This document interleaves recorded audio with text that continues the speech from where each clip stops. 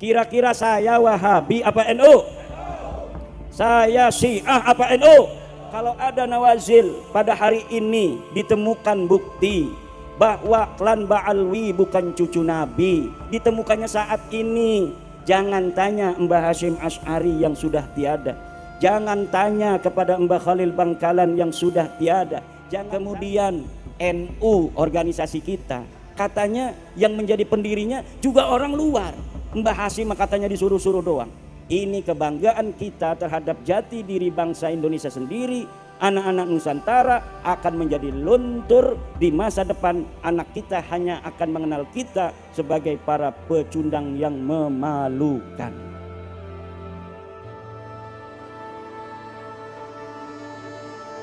Haul ada sejak kapan? Sejak Wali Songo. Islam pertama datang ke Indonesia, Wali Songo sudah haul. Ya haulnya begini, di halaman nggak kelihatan kuburannya. Kalau ada orang haul kayak tetangga sebelah, haulnya di kuburan, kuburannya dikasih kembang sampai nggak kelihatan kuburannya, kembang semuanya. Habis 2 juta beli kembangnya juga. Setelah sekujur tubuhnya dikasih kembang, di atasnya dikasih payung, payungnya dikasih kembang lagi. Ini cara haul, bukan ajaran Wali Songo, bukan haul cara Nahdlatul Ulama. Cara Nahdlatul Ulama dari dulu ya begini, ngundang orang baca Yasin atau baca Kulhu, baca Falak bin Nas, dzikir, kemudian ada ceramah, terus ada doa. Kalau ada berkat, bagi berkatnya. Kalau ada aqua, bagi aquanya. Ada kopi, bagi kopinya. Ini coro Nahdlatul Ulama. Ajaran Wali Songo adalah ajaran Islam rahmatan lil alamin. Para Wali Songo mengajarkan kesetaraan. Alhamdulillah hari ini Islam berkembang. Islam yang berkembang di sini Islam apa? Islam Nahdlatul Ulama. Islam yang penuh kesetaraan. Walaupun saya ini duduknya di kursi, ini duduk di kursi tugas doang. Karena kalau duduknya sama dengan Bapak nanti nggak kelihatan, betul apa tidak? Hanya lagi menduduki peran. Kalau orang lagi khotbah di atas mimbar, bukan dia menunjukkan paling mulia, tidak, karena memang tugasnya lagi jadi khotib, betul apa tidak? Tapi ada klan, sebuah klan yang menyatakan dirinya mulia ala kulli hal, dalam segala hal, dalam segala keadaan, dari orang lain, dari suku-suku lain, hanya berdasarkan karena dia keturunan seseorang. Ini bukan ajaran Islam, ini adalah ajaran syaitan. Tidak ada di dalam ajaran Islam seseorang lebih mulia dari orang lain hanya berdasarkan keturunannya. Dia harus terbukti berprestasi dalam hidupnya. Gus Alwi hari ini orang mulia, bukan karena beliau adalah anak dari Kiai Rafi'i, bukan karena beliau cucu daripada Raden Kertadipa, tetapi karena beliau berprestasi, beliau belajar, beliau mau menuntut ilmu, kemudian mengabdi di tengah masyarakat.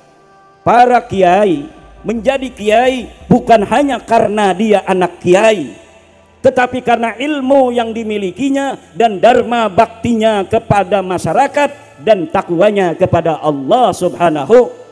Setiap ajaran yang berbeda dengan ajaran Al-Quran, bahwa nilai kemuliaan dilihat daripada takwanya, maka itu bukan ajaran Islam, walaupun yang menyampaikan pakai udeng-udeng segede Vespa.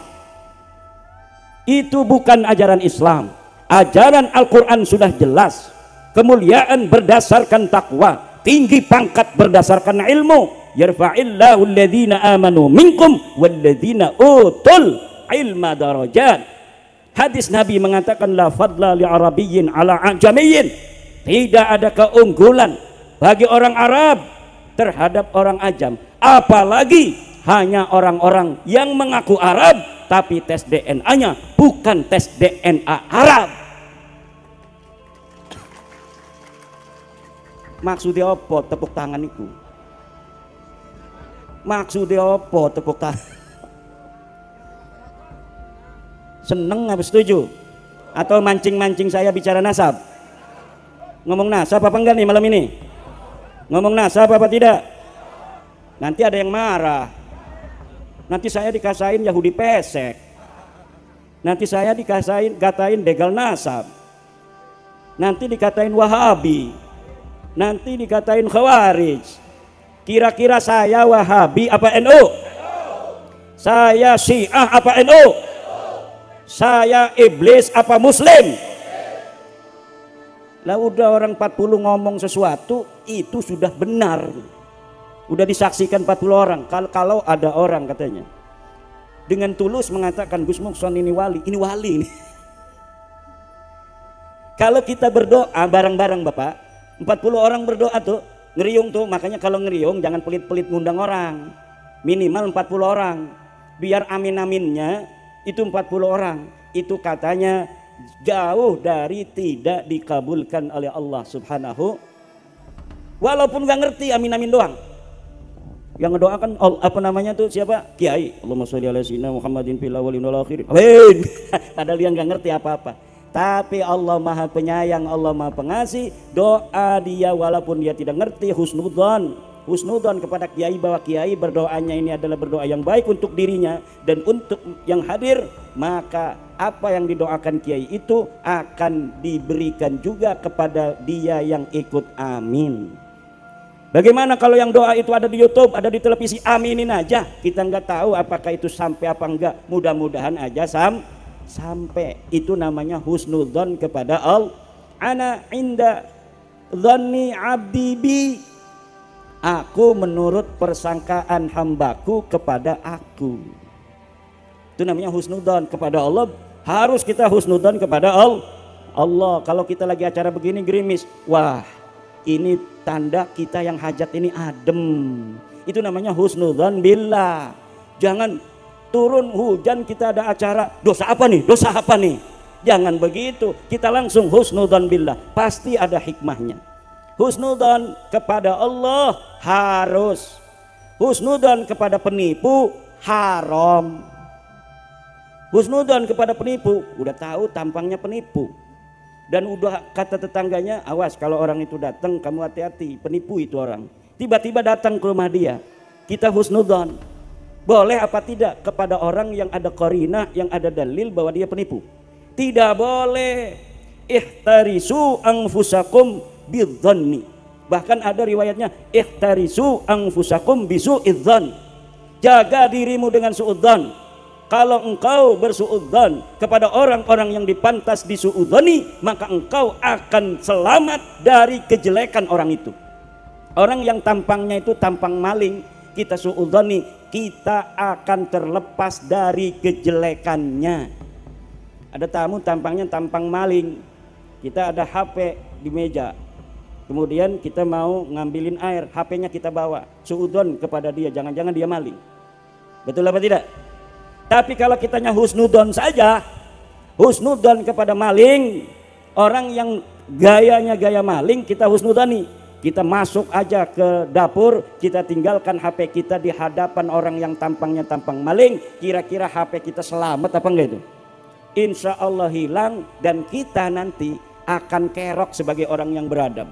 Mau nyangka tamu kita nggak enak, betul apa tidak? Kalau bukan dia siapa lagi yang nyolong? Maka dulur-dulur sekalian, di dalam kaidah usul fiqih dikatakan la ibrata bidzannil bayyini khata'uh. Tidak boleh menggunakan dzan yang sudah jelas salahnya. Kita husnudzon kepada orang yang tidak kita kenal, tampangnya pakai sorban, pakai jubah kayak saya begini, kemudian assalamualaikum ngomongnya juga lembut, Bapak ada di rumah. Kira-kira orang begitu amarahnya, alamatnya orang baik apa orang jahat? Orang baik. Kalau amarahnya, amarah itu alamat, dia adalah orang baik, kita boleh husnudzon. Mangga nanti bapak saya ada, panggilin bapak kita, husnudzon kita. Ada HP, ada ini juga, nggak bakal pakai jubah begitu mau nyolong. Itu masih mending begitu. Tapi kalau tampangnya udah urakan, akhlaknya tidak menunjukkan orang yang saleh, gebrak-gebrak pintu, Assalamualaikum, Assalamualaikum, Bapak ada, kita belum pernah kenal, dia belum pernah datang, maka layak orang itu untuk disuudzoni. Kalau misalnya ada orang saleh zaman dulu datang ke kiai, contohnya Mbah Hasyim Asy'ari, ngaku cucu Nabi. Mbah Hasyim Asy'ari melihat akhlaknya baik, orangnya saleh, megangnya tasbih, subhanallah, subhanallah, masya Allah, akhlaknya tandak tunduk pada Mbah Hasyim. Dia mengaku cucu Nabi, kemudian kata Mbah Hasyim, kayaknya bener ini, akhlaknya aja begitu. Ditawarin minum, ana shaim, saya sedang berpuasa. Kemudian diamplopin misalnya Mbah Hasyim, nolak dia, malah dia ngambil emas 10 gram. Nih buat Mbah Hasyim, masya Allah. Orang akhlaknya begitu, kira-kira ngaku cucu Nabi, kita percaya enggak? Percaya. Walaupun kita tidak tanya-tanya kepada dia nasabnya mana, susunan silsilahnya mana, akhlaknya baik. Tapi kalau ada orang yang suka mencaci maki, gayanya tidak menunjukkan gaya tawadhu, kayak preman pasar, ngaku cucu Nabi, ngaku ada darahnya Nabi yang mengalir dalam tubuhnya, kira-kira kita terima apa tidak itu pengakuannya? Kira-kira perlu diverifikasi apa tidak? Kira-kira perlu tes DNA apa tidak orang model begini? Tes DNA perlu apa tidak? Haram. Tes DNA itu haram. Nggak boleh tes DNA, tidak ada di dalam kitab fikih, tidak ada di dalam madhab Syafi'i. Imam Syafi'i tidak bicara tentang DNA. Ari Imam Syafi'i mangges 1000 tahun. Tak aya DNA eta zaman Imam Syafi'i mah tak aya. Leres ente? Tidak ada DNA di masa lalu. DNA itu bukan tugasnya Imam Syafi'i, DNA itu tugasnya LBM PBNU. Tugasnya Komisi Fatwa Majelis Ulama Indonesia yang ada sekarang. Jangan bawa-bawa yang sudah wafat. Tugas-tugas guru kita sudah selesai pada masanya. Hari ini adalah tugas ulama-ulama yang ada pada masa ini. Kalau ada nawazil, kalau ada hadisah yang timbul hari ini, jangan bawa-bawa ulama masa lalu yang hadisah itu tidak ada pada masa lalu. Untuk mencari hukum kripto, jangan cari di dalam kitab Nihayatuz Zennya Syekh Nawawi Tanara Al-Bantani, karena pada masa Syekh Nawawi Tanara belum ada kripto. Tapi tanya kepada Komisi Fatwa MUI, tanya pada LBM PBNU, LBM PWNU, LBM PCNU, tugas mereka untuk menjawab kripto halal apa haram. Kalau ada nawazil pada hari ini ditemukan bukti bahwa klan Ba'alwi bukan cucu Nabi, ditemukannya saat ini, jangan tanya Mbah Hasyim Asy'ari yang sudah tiada, jangan tanya kepada Mbah Khalil Bangkalan yang sudah tiada, jangan tanya Mbah Maimun Zubair yang sudah tiada, tapi tanya ulama-ulama sekarang yang faham akan dalil-dalilnya, apakah Ba'alwi ini nyambung apa tidak sebagai keturunan Nabi. Betul apa tidak? Bagaimana kalau yang ditanya saya? Kalau saya yang ditanya, saya terangkan sesuai apa yang saya baca di dalam kitab-kitab nasab yang ada pada masa di mana Ubaid ini diperkirakan hidup, yaitu di abad keempat. Dia punya anak namanya Alwi di abad kelima. Kita tanya kepada kitab-kitab yang ada di abad kelima, apakah dia ditulis sebagai cucu Nabi ataukah tidak? Alwi katanya punya anak namanya Muhammad. Kita tanyakan kepada kitab-kitab yang ada di zamannya Muhammad ini, apakah dia sebagai cucu Nabi ataukah tidak? Dan saya sudah membaca kitabnya ada, kitabnya sudah ditulis. Kitab nasab Yaman itu banyak yang nerangin Ahmad bin Isa. Ahmad bin Isa punya anaknya berapa, dia adanya di mana, kemudian siapa-siapa nama anaknya itu. Anaknya 3, namanya Muhammad, Ali dan Husain. Klan Ba'alwi mengatakan leluhurnya namanya Alwi bin Ubaid bin Ahmad bin Isa. Ahmad bin Isa saya verifikasi, telah ada dicatat di dalam kitab Tahdhibul Ansab, benar dia cucu Nabi Ahmad bin Isa ini. Jadi Sayyid Ahmad bin Isa betul-betul cucu Nabi. Diverifikasi banyak kitab yang ada pada masanya atau masa yang paling dekat dengan Ahmad bin Isa. Ada Tahdhibul Ansab, ada kitab Al-Majdi, ada kitab Muntaqilatut Talibiyah, ada kitab Asy-Syajarah Al-Mubarakah, ada kitab Al-Fakhri, ada kitab Al-Asili, ada kitab Umdatul Talib, ada kitab An-Nafah Al-Ambariyah, ada kitab Tuhfatul Talib. Semuanya mencatat Ahmad bin Isa adalah keturunan baginda Nabi besar Muhammad sallallahu alaihi wasallam. Lalu ada orang di abad 9 mengaku sebagai keturunan Ahmad bin Isa yang ada di abad keempat. Kemudian menyusun silsilah nama-nama Binanu, bin Alwi, bin Ubed, bin Ahmad, bin Isa. Saya lihat di kitabnya, di kitab yang dikarang pada masanya masing-masing. Ternyata nama-nama dari leluhur para habaib ini menurut bacaan saya tidak ada dicatat sebagai keturunan baginda Nabi Muhammad sallallahu alaihi wasallam. Saya tulis di dalam tulisan saya, sekarang saya dimarah-marahin, Pak. Saya dicaci maki. Saya hanya menulis apa ilmu yang ada di dalam kitab-kitab para ulama. Bahwa para ulama dulu sudah mencatat bahwa Ahmad bin Isa betul cucu Nabi. Tapi dia tidak punya nama anak Ubed. Dia tidak punya cucu namanya Alwi. Kata para habib ini, luhur kita turunan Nabi. Dari namanya Alwi, makanya disebut Ba'alwi. Punya ayah namanya Ubed. Ubed ini anaknya Ahmad bin Isa. Kata saya bukan. Ini saya lagi wadul, Pak. Karena saya dicaci maki melulu gara-gara ngomong ini. Supaya orang sini ngebelain saya. Nih kitabnya ada manuskripnya, ada cetakannya. Dikarang oleh ahli nasab yang asli. Nih kitabnya nih satu, Dek, yang aku cucu Nabi. Ini kitab namanya Tahdhibul Ansab. Dikarang oleh Imam Al-Ubaidili, wafat 432 Hijriah. Nggak ada nama Ubaid disebut sebagai anaknya Ahmad bin Isa. Ini kitab abad kelima, namanya kitab Al-Majdi, kalangan Imam Al-Umari. Tidak ada Ubaid dicatat sebagai anaknya Ahmad bin Isa. Ini kitab masih abad kelima, namanya Muntaqilatut Talibiyah, karangan Ibnu Toba. Abad kelima Hijriah. Tidak ada Ubaid dicatat sebagai anaknya Ahmad bin Isa.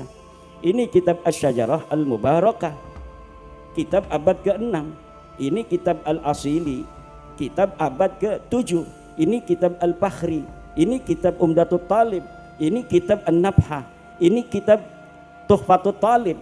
Di Tuhfatul Talib inilah abad ke-10, 600 tahun setelahnya ditulis oleh ahli nasab.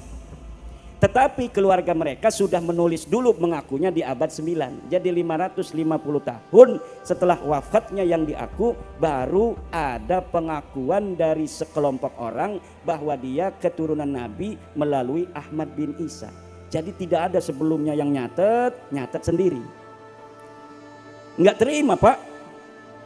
Tidak terima kepada saya. Kemarin saya di Tuban mau ceramah, nggak boleh datang. Minta bantuan polisi dia untuk mencegah saya datang. Saya tetap datang aja, bismillahirrahmanirrahim. Alhamdulillah tidak ada apa-apa. Dan ini terverifikasi apa yang saya teliti, yang sudah mempunyai kesimpulan. Kalau saya kesimpulannya itu sudah hakul yakin 100% bahwa para habaib yang ada di Indonesia ini dari marga Al-Attas, As-Segab, bin Syihab, bin Yahya dan sebagainya itu yang disebut Habib bukan keturunan baginda Nabi besar Muhammad sallallahu alaihi wasallam. Dan itu tidak merendahkan mereka. Kenapa tidak merendahkan mereka? Karena manusia mulia bukan karena nasabnya. Betul apa tidak? Biasa-biasa saja itu sebenarnya. Misalnya begini. Ada orang yang sejak kecil dia diingu oleh orang lain. Dia tidak tahu kalau dia anak angkat. Betul apa tidak? Dia anak seorang kiai tapi wayuan. Wayu ning Banyumas. Barang anu lahir lah kejodoh. Pegatan. Kerunya Gus Mukson ki. Lah takingunang kita dia. Diarani bintine abine bin Muksonuddin. Sampai gede deke werwe bin Mukson. Barang arep kawin anak wadon ki jere Gus Mukson kawinaken nang kita bakal resah. Lamun diomong bukan sedih orang kira-kira ya sedih, tapi kan itu hak, tidak merendahkan dia. Tapi kita untuk menyelamatkan dia. Kalau kita yang menikahkan tidak sah, wong kita ayah angkatnya. Betul apa tidak? Kalau kita berikan, mungkin akan puyeng sedikit, sedih dia meneteskan air mata. Ternyata ayahnya Gus Mukson yang selama ini dianggap sebagai ayah aslinya, yang ganteng ini, ternyata setelah 20 tahun terbukti bukan ayahnya. Tentu ada sedih. Tetapi itu menyelamatkan anak dan keturunannya ila yaumil qiyamah. Coba kalau Gus Muksonnya tidak katakan kepada anaknya ini bahwa dia adalah bukan anaknya, kemudian Gus Mukson berani saja menikahkan anak angkatnya ini yang perempuan, nikahnya tidak sah. Tentunya karena nikahnya tidak sah kurang barokah. Walaupun dianya tidak tahu kalau nikahnya tidak sah perempuannya ini, tapi lama-lama akan banyak masalah. Karena nanti pasti sesuatu yang ditutupi akan terbongkar. Kamu sudah punya anak menikah, dulu yang nikahin Gus Mukson ya. Gus Mukson itu bukan bapak kamu. Tentunya akan ada masalah yang lebih banyak di masa depan. Hari ini kita katakan, Bib, ente bukan cucu Nabi. Supaya apa? Supaya tidak ada kesalahan lagi. Yang lama-lama itu tidak berdosa. Yang lalu-lalu mereka mengakui diri mereka sendiri sebagai turun Nabi itu tidak berdosa. Kenapa mereka tidak tahu? Sekarang dikasih tahu oleh ahli ilmu. Ahli ilmu itu orang yang sudah membaca keterangan, sudah tahu, ngasih tahu, ente bukan cucu Nabi. Ya harusnya terima kasih, ngamplopin harusnya. Ini malah saya marah-marah, katanya saya Yahudi pesek, katanya saya dajjal, kata saya iblis. Yang mau ngasih tahu buat selamat ente semua kok. Malah saya dimarah-marahin, dicegat di mana-mana. Katanya pemecah belah umat yang mana? Kita ngasih tahu kok. Kecuali sayanya fitnah, tidak ada data. Ini datanya ada, tinggal dibaca. Gak mau baca. Pokoknya yakini aja saya sebagai cucu Nabi. Nggak bisa. La yajuzu lil alimi kitmanu ilmihi fi hadzal bab. Tidak boleh bagi orang yang sudah tahu seseorang itu bukan anak dari ayahnya, dia biarkan tidak tahu, Pak. Tidak boleh. Haram hukumnya kita membiarkan seseorang yang bukan anak seseorang kemudian dinisbatkan kepada yang bukan ayahnya. Boleh itu kalau kepada kakeknya, kayak Nabi Muhammad itu kadang-kadang disebut Muhammad bin Abdul Muttalib. Ana Muhammad la kadhib, ana ibnu Abdul Muttalib. Ana Muhammad la kadhib, ana ibnu Abdul Muttalib. Ana ibnu Abdul Muttalib. Kalau ke kakeknya boleh, kalau ke buyutnya boleh, kalau ke jangganya boleh. Makanya ada bin Adam aja kan. Karena Nabi Adam itu kakeknya. Imaduddin bin Adam boleh. Kenapa? Nabi Adam itu kakek saya. Gus Muson Nabi Adam kakeknya bukan. Jangan-jangan bukan dari Nabi Adam ini. Nah, ke kakek kita boleh. Seperti pengarang Alfiyah. Siapa? Muhammad bin Abdullah bin Malik. Itu dia langsung Muhammad bin Malik, tidak Muhammad bin Abdullah. Itu kepada kakeknya boleh. Nah, kata Allah, ud'uhum li'abaihim.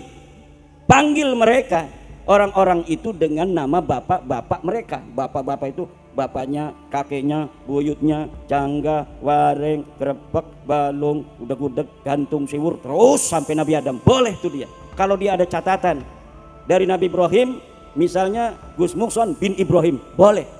Karena ada catatan dia masih keturunan Nabi Ibrahim. Kalau dia ada turunan bin Adam, boleh. Karena semua kita adalah anaknya Nabi. Ibunya Hawa, makanya yang perempuan bin Hawa, binti Hawa. Anak perempuannya Nyi Siti Hawa.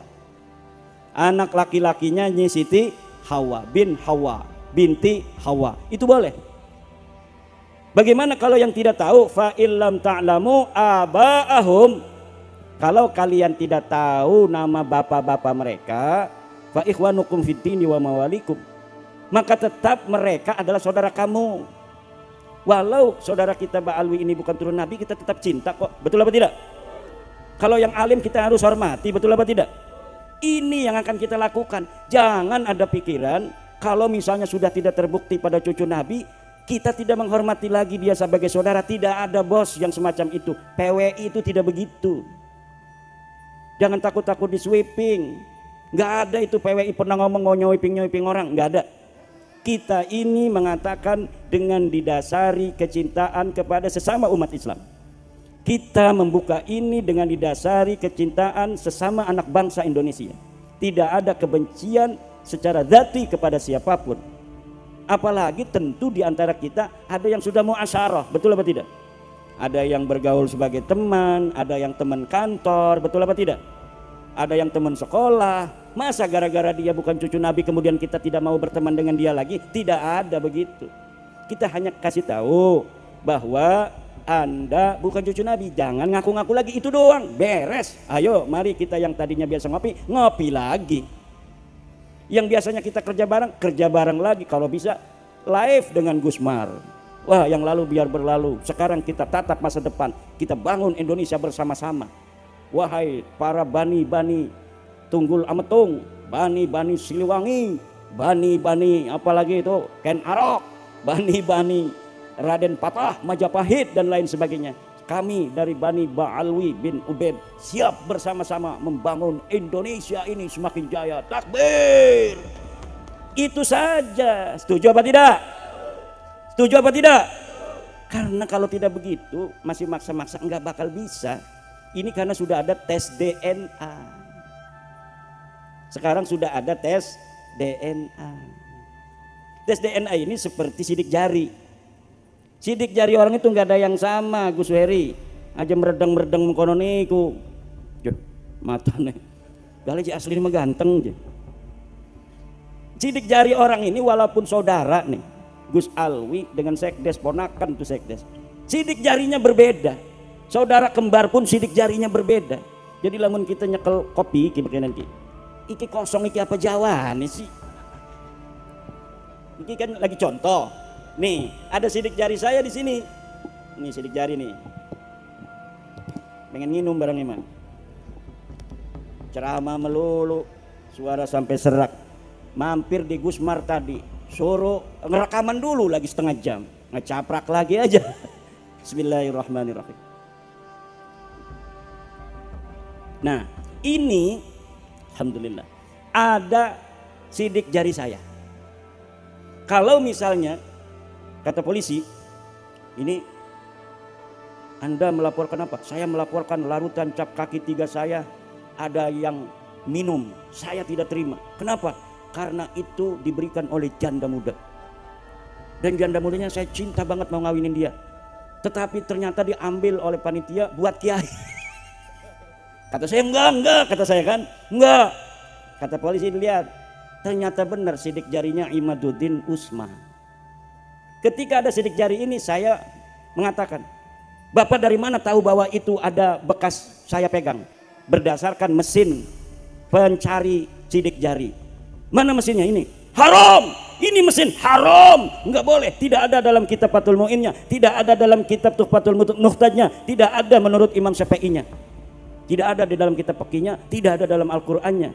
Itu mesin sidik jari. Tidak boleh Bapak menetapkan saya sebagai tersangka hanya berdasarkan sidik jari yang diujinya dengan mesin. Sedangkan mesin ini, mesin sidik jari tidak ada di zaman Rasulullah. Tidak bisa. Enggak bisa walaupun saya berdalil-dalil begitu, tetap saya ditangkap Pak. Betul apa tidak? Begitu pula DNA. DNA ini walaupun dikatakan haram dan lain sebagainya, maka tetap kalau misalnya sudah digunakan oleh dokter, mau dia ngomong haram, mau dia nggak mau, tetap kesimpulannya ya begitu-begitu saja. Understand? Maka hadirin ma'asyiral muslimin rahimakumullah. Inilah yang harus kita jaga. Apa yang harus kita jaga? Nasab mulia Rasulullah. Jangan sampai masuk di dalamnya ad'iyah wad dukhala. Para pengaku-pengaku dan para penyusup-penyusup. Ini bagian daripada kita berbakti kepada Nabi besar Muhammad sallallahu alaihi wasallam.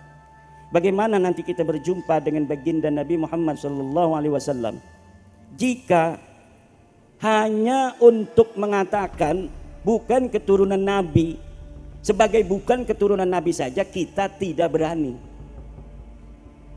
Padahal sudah nyata dari segala penjuru semuanya adalah benar.